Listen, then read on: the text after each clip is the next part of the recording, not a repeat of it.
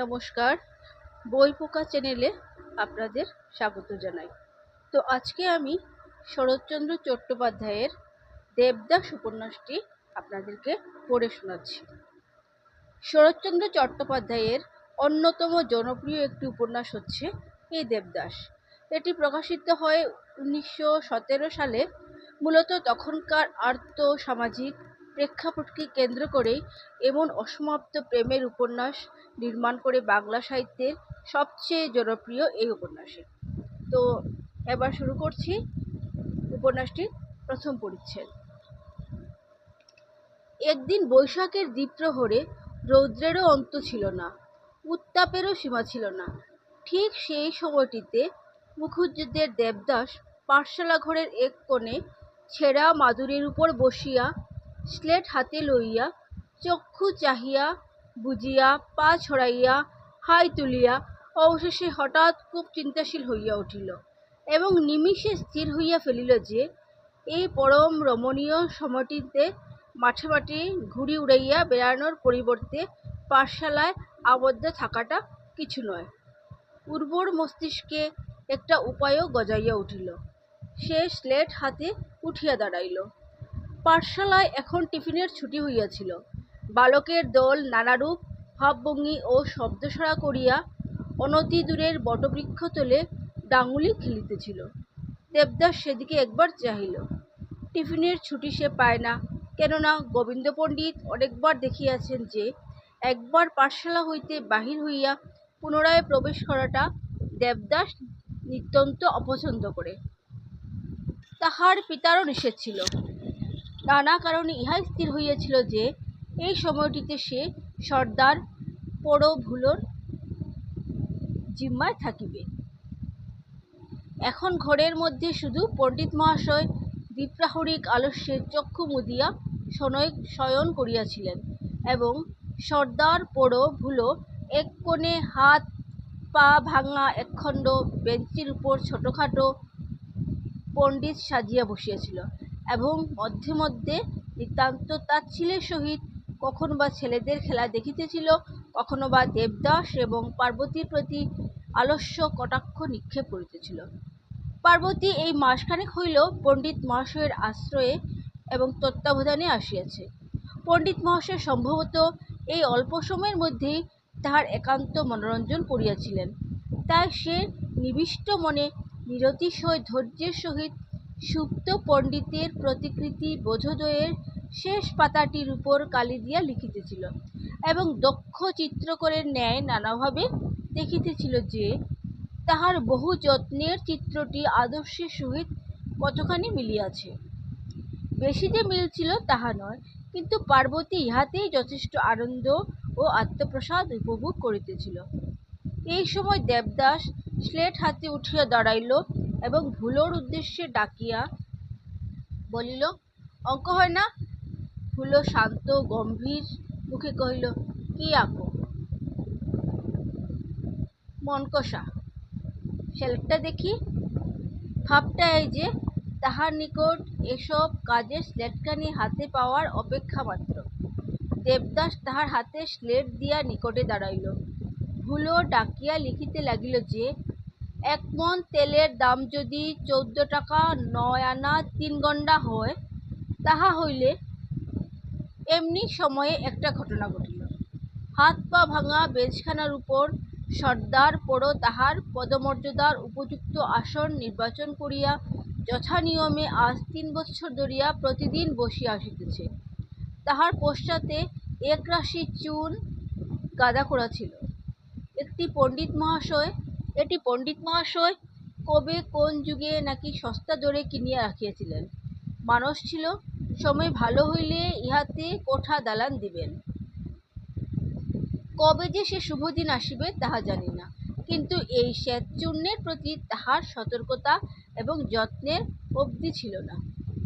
সংসারানভিজ্ঞ অপরিণামদর্শী কোনো অলক্ষী আশ্রিত বালক ইহার রেণুমাত্র নষ্ট না করিতে পারে। এই জন্য প্রিয়পাত্র এবং অপেক্ষাকৃত বয়স্ক ভোলানাথ এই সযত্ন সঞ্চিত বস্তুটি সাবধানে রক্ষা করিবার ভার পাইয়াছিল এবং তাই সে বেঞ্চির উপর বসিয়া ইহাকে আগুলিয়ে থাকিত। ভোলানাথ লিখিতেছিল, 1 মণ তেলের দাম যদি 14 টাকা 9 আনা 3 গণ্ডা হয়, তাহা হইলে অগো বাবা গো, তাহার পর খুব শব্দ সারা হইল। পার্বতী ভয়ানক উচ্চকণ্ঠে চেঁচাইয়া হাততালি দিয়া মাটিতে লুটাইয়া পড়িল। সদ্য নিদ্যোত্থিত গোবিন্দ পণ্ডিত রক্তনেত্রে একেবারে উঠিয়া দাঁড়াইলেন। দেখিলেন গাছতলায় ছেলের দল একেবারে সার বাঁধিয়া হৈ হৈ শব্দে ছুটিয়া চলিয়াছে, এবং তখনই চক্ষে পড়িল যে ভগ্ন বেঞ্চের উপর একজোড়া পা নাচিয়া বেড়াইতেছে এবং চুনের মধ্যে আগ্নেয়গিরির অগ্নুৎপাত হইতেছে। চিৎকার করিলেন, কি কি কি রে? বলিবার মধ্যে শুধু পার্বতী ছিল, কিন্তু সে তখন ভূমিতলে লুটাইতেছে এবং করতালি দিতেছে। পণ্ডিত মহাশয়ের বিফল প্রশ্ন ক্ষুদ্রভাবে ফিরিয়া গেল, কি কি রে? তাহার পর শ্বেতমূর্তি ভোলানাথ চুন ঠেলিয়া উঠিয়া দাঁড়াইল। পণ্ডিত মহাশয় আবার চিৎকার করিলেন, গোটা তুই, তুই ওর ভেতর? আবার দেবাশালা ঠেলে মনকষা, আবার গোটা। কিন্তু পরক্ষণেই সমস্ত ব্যাপারটা বুঝিয়া লইয়া মাদুরের উপর উপবেশন করিয়া প্রশ্ন করিলেন, দেবা ঠেলে ফেলে দিয়ে পালিয়েছে। হুলো আরও কাঁদিতে লাগিল। তাহার পর অনেকক্ষণ ধরিয়া চুন ঝাড়াঝাড়ি হইল, কিন্তু সাদা এবং কালো রঙের সর্দার পোড়োকে কতকটা ভূতের মতো দেখাইতে লাগিল, এবং তখনও তাহার ক্রন্দনের নিবৃত্তি হইল না। পণ্ডিত বলিলেন, দেবা ঠেলে ফেলে পালিয়েছে বটে। হুলো বলিল, পণ্ডিত বলিলেন, এর শোধ নেব। হুলো বলিল, পণ্ডিত প্রশ্ন করিলেন, ছেলেটা কোথায়? তাহার পর ছেলেদের দল রক্তমুখে হাঁপাইতে হাঁপাইতে ফিরিয়া আসিয়া জানাইল, দেবাকে ধরা গেল না। যে ইট ছোড়ে, ধরা গেল না? আর একজন বালক পূর্বকথার প্রতিনিধিত্ব করিল, যে, থাম বেটা। সে ঢোক গিলিয়া একপাশে সরিয়া গেল। নিষ্ফল ক্রোধে পণ্ডিত মশাই প্রথমে পার্বতীকে খুব ধমকাইয়া উঠিলেন। তাহার পর ভোলানাথের হাত ধরিয়া কহিলেন, চলো একবারে কাছারি বাড়িতে কর্তাকে বলে আসি। ইহার অর্থ এই যে জমিদার নারায়ণ মুখুজ্জের নিকট তাহার পুত্রের আচরণের নালিশ করিবেন। তখন বেলা 3টা আন্দাজ হইয়াছিল। নারায়ণ মুখুজ্জে মশাই বাহিরে বসিয়া গড়গড়ায় তামাক খাইতেছিলেন, এবং একজন ভৃত্য হাত পাখা লইয়া বাতাস করিতেছিল। স্বছাত্র পণ্ডিতের অসময় আগমনে কিছু বিস্মিত হইয়া কহিলেন, গোবিন্দ যে? গোবিন্দ জাতিতে কায়স্থ। ভূমিষ্ঠ হইয়া প্রণাম করিয়া ভুলোকে দেখাইয়া সমস্ত কথা সবিস্তারে বর্ণনা করিলেন। মুখুজ্জেমশায় বিরক্ত হইলেন, বলিলেন, তাই তো, দেবদাস যে শাসনের বাইরে গেছে দেখছি। কি করি, আপনি হুকুম করুন। জমিদারবাবু নলটা রাখিয়া দিয়ে কহিলেন, কোথা গেল সে? তা কি জানি, যারা ধরতে গিয়েছিল তাদের ইট মেরে তাড়িয়েছে। তাহারা দুইজনেই কিছুক্ষণ চুপ করিয়া রহিলেন। নারায়ণবাবু বলিলেন, বাড়ি এলে যা হয় করব। গোবিন্দ ছাত্রের হাত ধরিয়া পাঠশালায় ফিরিয়া গিয়া মুখ ও চোখের ভাবভঙ্গিতে সমস্ত পাঠশালা সন্ত্রাসিত করিয়া তুলিলেন, এবং প্রতিজ্ঞা করিলেন যে দেবদাসীর পিতা সে অঞ্চলের জমিদার হইলেও তাহাকে আর পাঠশালায় ঢুকিতে দিবেন না। সেদিন পাঠশালার ছুটি কিছু পূর্বেই হইল। যাইবার সময় ছেলেরা অনেক কথা বলাবলি করিতে লাগিল। একজন কহিল, দেবা কি সন্ধ্যা দেখেছিস? আর একজন কহিল, ভুলোকে আচ্ছা জব্দ করেছে। কি ঢিল ছুঁড়ে। আর একজন ভুলোর তরফ হইতে কহিল, ভুলো সুদ নেবে দেখিস। সে তো আর পাঠশালায় আসবে না যে শোধ নেবে। এই ক্ষুদ্র দলটির একপাশের পার্বতীয় বই স্লেট লইয়া বাড়ি আসিতেছিল। সে নিকটবর্তী একজন ছেলের হাত ধরিয়া জিজ্ঞাসা করিল, মণি, দেবদাদা কি আর পাঠশালায় সত্যি আসতে দেবে না? মণি বলিল, না, কিছুতেই না। পার্বতী সরিয়া গেল। কথাটা তার বরাবরই ভালো লাগে নাই। পার্বতীর পিতার নাম নীলকণ্ঠ চক্রবর্তী।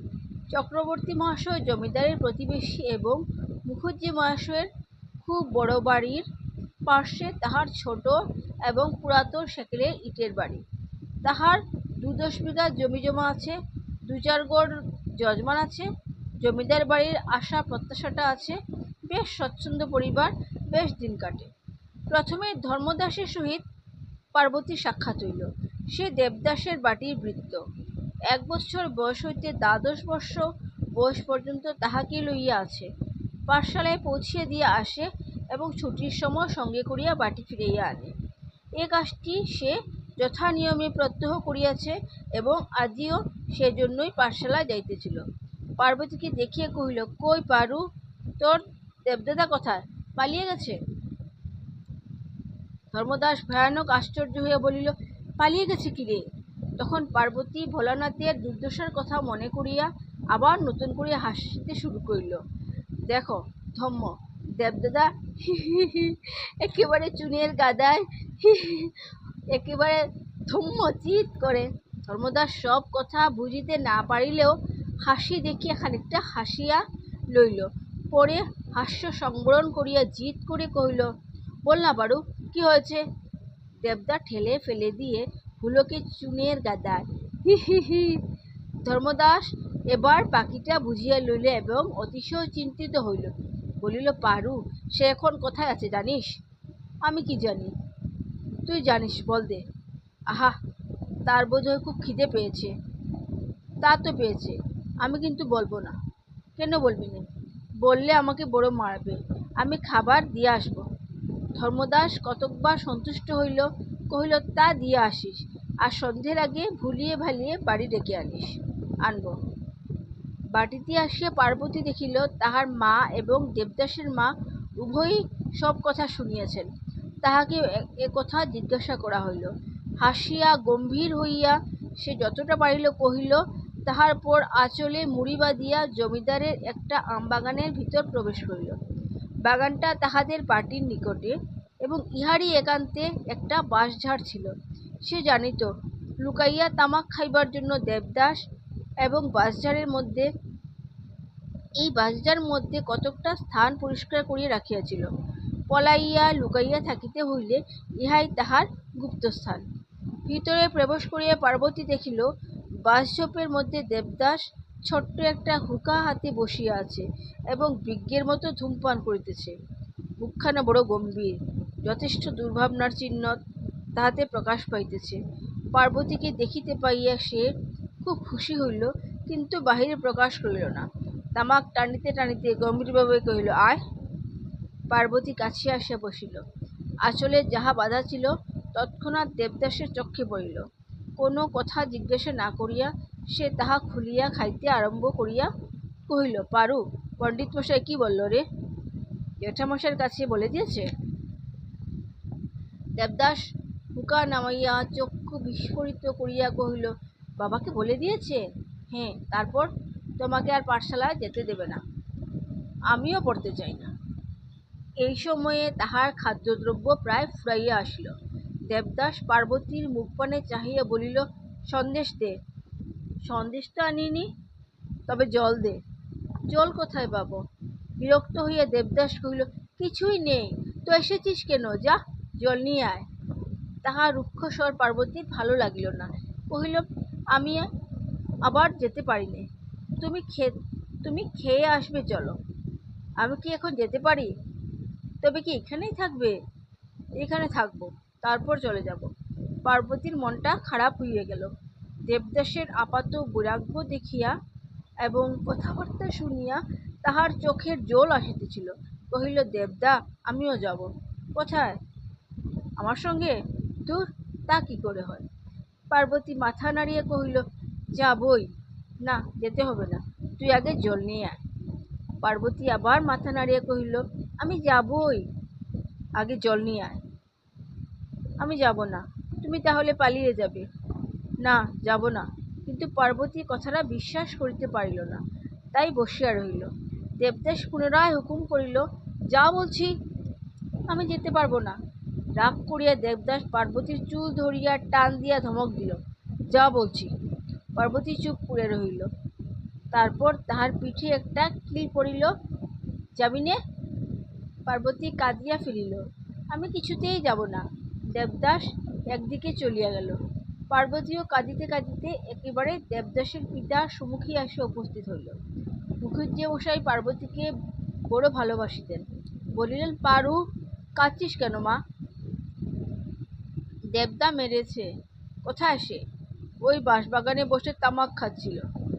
একে পণ্ডিত মশাইয়ের আগমন হইতেই তিনি চটিয়া বসিয়াছিলেন। এখন এই সংবাদটা তাহাকে একেবারে অগ্নিমূর্তি করিয়া দিল। বলিলেন, দেবাবুজি আবার তামাক খায়? হে খায়, রোজ খায়। বাঁশবাগানে তার হুকো নুকোনো আছে। এতদিন আমাকে বলিস নে কেন? দেবদাদা মারবে বলে। কথাটা কিন্তু ঠিক তাই নয়। প্রকাশ করিলে দেবদাস পাছে শাস্তি ভোগ করে, এই ভয়ে সে কোনো কথা বলে নাই। আজ কথাটা শুধু রাগের মাথায় বলিয়া দিয়াছে। এই তাহার সবে ৮ বৎসর মাত্র বয়স।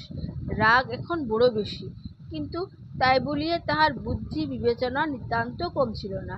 বাড়ি গিয়া বিছানায় শুইয়া অনেকক্ষণ কাটিয়া ঘুমাইয়া পড়িল। সে রাত্রে ভাত পর্যন্ত খাইল না। নমস্কার। তো আজ এতটুকু থাক, বা আগামীকালকে বাকিটুকু পড়ে শোনাবো। ধন্যবাদ।